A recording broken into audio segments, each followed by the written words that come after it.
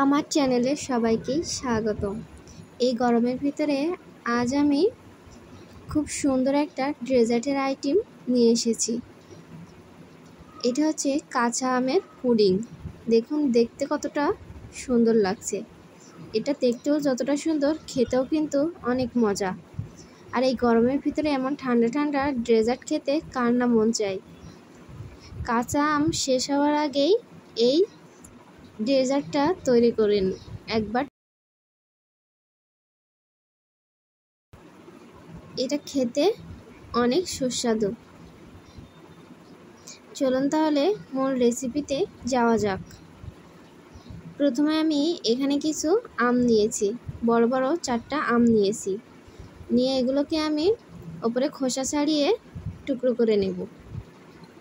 ভিতরে যদি শক্ত আঁশ থাকে তাহলে সেটা ফেলে দিবেন। এবার আমি টুকরোগুলো মিক্সিং জারের ভিতরে ঢেলে নিলাম। এবার আমি আমার পরিমাণ মতো চিনি দিয়ে দিলাম। আমার এখানে আমগুলো ভীষণ টক, তাই একটু চিনি দিয়ে দিছি।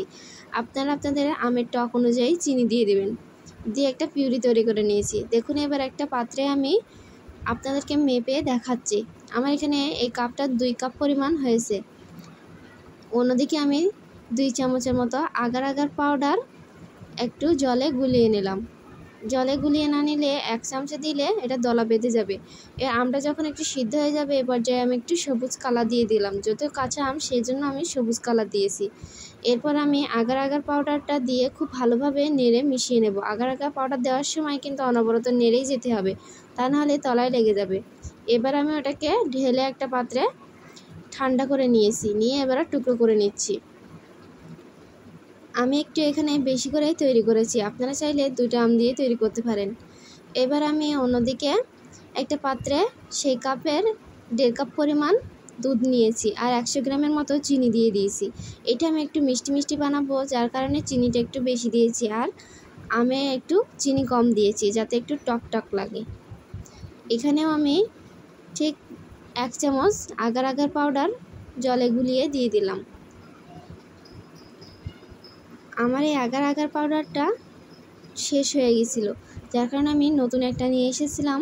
যার কারণে এটা বুঝতে পারিনি যে এটা খুব তাড়াতাড়ি ঘন হয়ে যাবে।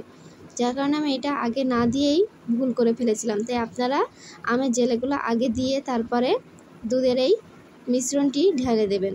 আমার এটা দেখুন খুব তাড়াতাড়ি এটা বসে গেছে। এবার আমি আমের জেলি এবং দুধের মিশ্রণটা দিয়ে খুব ভালোভাবে এগুলোকে মিশিয়ে সেট করে নেব। এবার দেখুন আমি নর্মাল ফ্রিজে রেখে দিয়েছিলাম। তারপর এটাকে বের করে আপনাদের সাথে পরিবেশন করে দেখাচ্ছি। এভাবে করে একটু সাইডটা ট্র্যাপ করে নিয়ে এভাবে একটু নিচের দিকে ধাক্কা দিলে এটা পড়ে যাবে।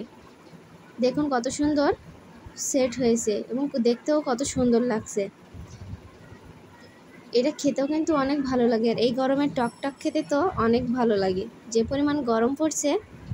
আর এটা ফ্রিজেই রেখে দেবেন, দিয়ে তারপর সার্ভ করবেন, তাহলে খেতে অনেক বেশি ভালো লাগবে। একটু ঠান্ডা ঠান্ডা ও টক টক মিষ্টি ভীষণই ভালো লাগবে। সবারই এটা অনেক পছন্দ হবে।